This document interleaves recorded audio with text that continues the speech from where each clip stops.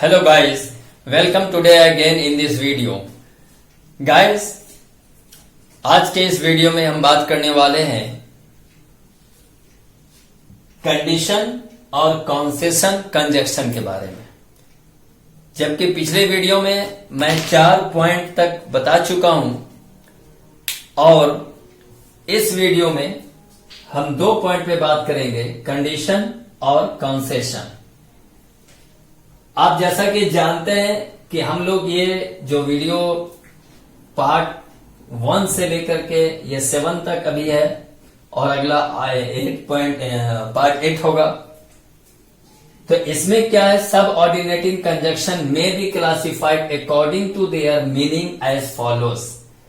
ये लाइन जो है पिछले वीडियो में भी लिखा हुआ होगा, क्योंकि मैं जो बता रहा हूं वो सब ऑर्डिनेटिंग कंजक्शन को उसके मीनिंग के अनुसार according to their meaning classification किया जा सकता है, क्लासिफाइड किया जा सकता है, अलग अलग वर्गों में बांटा जा सकता है। तो उसके हिसाब से हमने पिछला वीडियो बनाया, उसमें 4 नंबर तक मैंने बताया है। अब यहाँ पे 5 और 6 है, तो वो है सबसे पहले 5 में कंडीशन, और मीनिंग होता है कंडीशन का शर्त। हिंदी में मीनिंग हुआ शर्त। तो पता चल गया कि हम ऐसे सेंटेंस में जो कंजक्शन यूज करेंगे वो कंडीशन होगा, यानी शर्त होगा। क्या है, चलिए यहाँ पे एक वर्ड है इफ, और इफ का मीनिंग आप जानते हैं अगर होता है, और जब अगर होता है तो वहां पे कंडीशन ही होता है। जैसे अगर तुम मेरी मदद करोगे तो मैं भी तुम्हारी मदद करूंगा, और अगर तुम मेरे यहाँ आओगे तो मैं तुम्हारे यहाँ भी आऊंगा। तो ऐसा हम लोग आपस में बात करते हैं। तो गाइस, आपको भी अपने दोस्तों के बीच में ऐसे सेंटेंस बोलने के लिए जरूरत हमेशा पड़ता होगा। तो अब इस वीडियो को देखकर समझेंगे सिर्फ कंडीशन कंजक्शन ही नहीं गाइस, बल्कि इस कंजक्शन के साथ साथ मैं सेंटेंस भी समझाने की कोशिश कर रहा हूं, जो कि आपको बहुत ही हेल्प होगा। चलिए, क्या है, if he come, if he, यहां पे एस लगेगा guys, if he comes I will go. अगर वो आएगा तो मैं चला जाऊंगा, ये कंडीशन है। अगर वो आएगा तो मैं चला जाऊंगा। आपकी मर्जी, कुछ भी बोले। अगर ये बोलते हैं कि इफ, अगर आप बोलते हैं if you will come, if you meet me, अगर तुम मुझसे मिलोगे तो मैं भी तुमसे मिलूंगा। लेकिन याद रखना कि ऐसे सेंटेंस में ये सिंपल प्रेजेंट यूज करते हैं, जैसा कि मैंने यहाँ पे लिखा है इफ ही कम्स, नहीं इफ ही विल नहीं लिखा हमने, और आपको भी नहीं लिखना है, नहीं बोलना है। तो चलिए यहाँ पे आई विल, नेक्स्ट सेंटेंस में विल लगेगा। तो if he comes I will go, अगर वो आएगा तो मैं चला जाऊंगा। नेक्स्ट सेंटेंस देखिए, यू विल पास, यहाँ पे एक सेंटेंस है, फ्यूचर है, यू विल पास, आप पास कर जाएंगे। लेकिन क्या कंडीशन, कैसे पास कर जाएंगे, यहाँ पे है इफ। तो इफ कंडीशन है, ये कंजक्शन है। तो चलिए क्या है, इफ यू वर्क हार्ड, सही बात है। हम लोग अक्सर अपने से छोटे बच्चों, अपने भाइयों और किसी को भी अपने, अगर टीचर है तो अपने स्टूडेंट को बोलते हैं। चलिए, ये कॉमन ये सब सेंटेंस है कि अगर तुम कड़ी मेहनत करोगे तो पास कर जाओगे, अगर तुम लगे मेहनत करोगे तो इस तरह से बहुत सारा सेंटेंस बोलते हैं। तो चलिए, इसमें क्या है कि you will pass if you work hard, तुम पास कर जाओगे अगर तुम कड़ी मेहनत करोगे। देखिए यहाँ पे एक सेंटेंस है यू विल पास, यानी यहाँ पे फ्यूचर विल लगा, तो यहाँ पे देखिए यू वर्क हार्ड, है ना। तो लेकिन विल नहीं है, तो हमको वैसा ही सेंटेंस फ्यूचर में भी बोलना है कि if you will pass if you work hard, तुम पास कर जाओगे अगर कड़ी मेहनत करोगे। दोनों में गागी है। चलिए, 2 के बाद 3 नंबर में यहां देखते हैं। 3 नंबर में क्या है, इफ, फिर एक वर्ड है इफ, यानी कंडीशन कंजक्शन। तो if I make a promise, अगर मैं वादा करूंगा, या ये भी बोल सकते हैं अगर मैं वादा करता हूं तो आई कीप इट, मैं इसे निभाता हूं या पूरा करता हूं।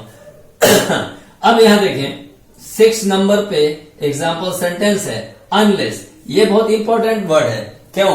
क्योंकि अगर अनलेस का मीनिंग आपको नहीं मालूम है तो इसलिए जान लीजिए कि अनलेस का मीनिंग होता है अगर नहीं, सिर्फ अगर नहीं, अगर नहीं तो, जबकि यहाँ पे नॉट नहीं लिखा हुआ है, आपको इस सेंटेंस में नोट नहीं लगाना है। अनलेस का मीनिंग ही होता है अगर नहीं तो, और अनलेस का यूज हमेशा किसके साथ करना है, जब नेगेटिव सेंस आपको बोलना है, नेगेटिव सेंटेंस बनाना है। तो unless you help the poor, मतलब क्या हुआ, ऐसा नहीं कि unless you help the poor आप गरीब की मदद करोगे, नहीं। Unless you help the poor, अगर तुम गरीब की मदद नहीं करोगे, देखिए नहीं है लेकिन यहाँ पे नॉट का यूज नहीं किया हुआ है, इसलिए आपको इसी वर्ड से आपका काम निकल जाएगा। Unless you help the poor, अगर आप गरीब की मदद नहीं करेंगे तो क्या होगा, दे विल डाई सून, वे जल्दी ही मर जाएंगे। चलिए एक सेंटेंस आपने यहां देखा, तो ये जो है अब ये क्लियर हुआ मैंने। अच्छा चलिए यहाँ पे 4 सेंटेंस, नंबर 4 में देखिए अनलेस एक जगह और है, एक एग्जाम्पल है अनलेस। अनलेस मीन्स अगर नहीं तो, फिर बोल रहा हूं मैं, unless she takes medicine on time, तो यहां देखें अगर वो समय पर दवा नहीं लेगी, अगर वो समय पर दवा नहीं लेगी तो शी कांट गेट वेल, मतलब वो अच्छी नहीं हो सकती है। चलिए 5 नंबर पे यहां सेंटेंस है आई वॉन्ट हेल्प यू, मैं तुम्हारी मदद नहीं करूंगा। भाई क्यों नहीं कीजिएगा, तो कंडीशन क्या है, unless you help me, I want help you, मैं तुम्हारी मदद नहीं करूंगा अगर तुम मेरी मदद नहीं करोगे। तो गाइस सेंटेंस बहुत अच्छा है और हम लोग रोज बोलने में ऐसा सेंटेंस अपने फ्रेंड सर्किल में, क्लास में, स्कूलों में, कॉलेजों में, घरों में, जैसा आपका एनवायरनमेंट, जैसा आपका सोसाइटी आप बना के रखे हैं, उस बीच में आपको हमेशा कहीं कहीं पर ना इंग्लिश बोलने की जरूरत पड़ती होगी, कभी तो ज्यादा भी, तो आप ऐसा बोलने में आपको मदद मिलेगा और आप बोल सकते हैं, समझ सकते हैं। चलिए आप जो भी हो आपके ऊपर डिपेंड है कि आप कितना जल्दी और क्या सीखना और कितना इंटरेस्ट लेते हैं। चलिए अब यहाँ पे ये तो कंप्लीट हो गया। अब 6 नंबर में आइए कि 6 जो है वो क्या है।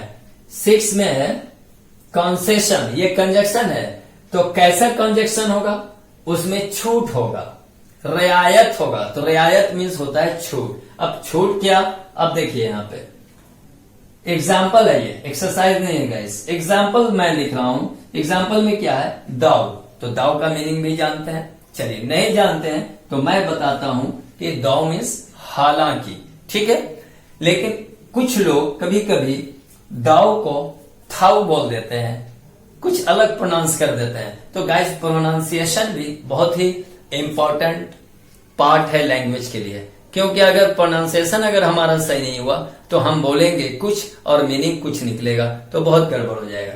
चलिए दाव, तो दाव ही या दाव बोल सकते हैं। तो दाव ही इज पुअर, मतलब क्या हुआ कि हालांकि वो गरीब है, दाव ही इज पुअर, हालांकि वो गरीब है। और यट का मीनिंग भी आपको जानना होगा, यट मीन्स फिर भी, हालांकि वो गरीब है, यट हेल्प्स अदर, यट ही लिखना छूट गया था मैं, तो चलिए यट ही हेल्प्स अदर, हालांकि वो गरीब है फिर भी वो दूसरों की मदद करता है। चलिए अब यहां देखें ऑल दाउ, अब ऑल दाउ का मीनिंग भी आप जाने, चलिए आप जानते होंगे, चलिए हो सकता है नहीं जानते होंगे फिर भी मैं बताता हूं। ऑल दाउ, ऑल दाउ का मीनिंग भी वही होता है जो मैंने यहां भी बताया। क्या होता है, चलिए ऑल दाउ यानी हालांकि, दोनों का सेम वर्ड अलग है और मीनिंग सेम है। ऑल दाउ हालांकि, दाउ हालांकि, तो आप दोनों में से कोई भी वर्ड यूज कर सकते हैं हालांकि बोलना हो तो अच्छा जो लगे वही बोलिए। चलिए अच्छा तो मुझको ऑल दाउ ही लगता है क्योंकि बहुत आसानी से जुबान पे सेट कर जाता है। ऑल दाउ सीमा वाज टाइट, हालांकि सीमा थकी हुई थी, हालांकि सीमा थकी हुई थी, तो क्या हुआ, शी केप्ट वर्किंग हार्ड, वो माने थकी हुई थी, हालांकि वो थकी हुई थी, शी केप्ट वर्किंग हार्ड, वो कड़ी मेहनत करती रही। और आप हार्ड नहीं लिख के कंटिन्यू भी लिख दें, आपको अगर कंटिन्यू बोलना है तो आप ऐसा बोले कि हालांकि यानी ऑल द सीमा वाज टाइड शी केप्ट वर्किंग कंटिन्यू, वो कंटिन्यू काम करती रही। चलिए लास्ट है 3rd नंबर पे एक सेंटेंस है, क्या है, ऑल दाउ मीनिंग हालांकि, although you are poor, although you are poor, हालांकि आप गरीब हैं।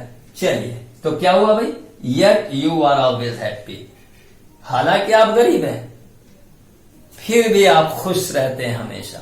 तो ऐसा सेंटेंस बोलने के लिए यही कंडीशन वर्ड यूज करते हैं, जो कंडीशन कंजक्शन कहलाता है। तो गाइस नेक्स्ट वीडियो में मैं बात करूंगा 7 पॉइंट पे, जो लास्ट होगा क्लासिफिकेशन ऑफ सब ऑर्डिनेटिंग कंजक्शन का। तो सब